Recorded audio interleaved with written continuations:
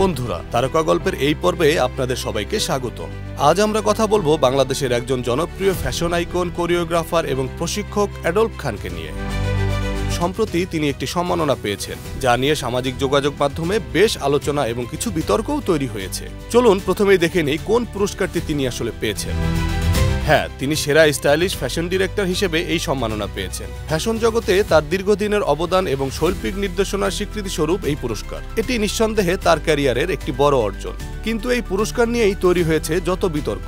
সামাজিক যোগাযোগ মাধ্যমে অসংখ্য পোস্টে দাবি করা হচ্ছে যে তিনি দেশের সবচেয়ে সুদর্শন পুরুষ হিসেবে এই পুরস্কারটি পেয়েছেন, অথচ আসল বিষয়টি সম্পূর্ণ ভিন্ন।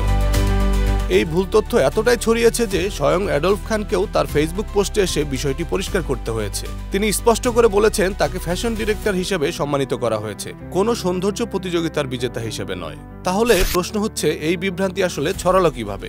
পুরস্কারের নাম এবং তথ্য বিকৃতি করে উপস্থাপন করার পেছনে আসলে কি উদ্দেশ্য থাকতে পারে? নাকি এটা নিছকেই ভুল বোঝাবুঝি? হ্যাঁ, ঠিক তাই। এমন ঘটনা প্রায়ই ঘটে, যখন আসল তথ্যকে আংশিকভাবে বা ভুলভাবে উপস্থাপন করা হয়, যা শেষ পর্যন্ত একটি বড় বিতর্কের জন্ম দেয়। অ্যাডলফ খানের মতো একজন স্বনামধন্য ব্যক্তির ক্ষেত্রে এমনটা হওয়া কাম্য নয়। আশা করি দর্শকবৃন্দ আসল বিষয়টি বুঝতে পেরেছেন। ফ্যাশন ডিরেক্টর হিসেবে তার এই অর্জন সত্যিই প্রশংসার যোগ্য এবং এই গুজব ছড়ানো থেকে আমাদের অবশ্যই বিরত থাকা উচিত। বন্ধুরা, দেখা হবে আগামী পর্বে। সেই পর্যন্ত ভালো থাকুন, সুস্থ থাকুন। আর ভিডিওটি যদি ভালো লেগে থাকে তাহলে লাইক, কমেন্ট এবং সাবস্ক্রাইব করে আমাদের পাশেই থাকুন। ধন্যবাদ সবাইকে।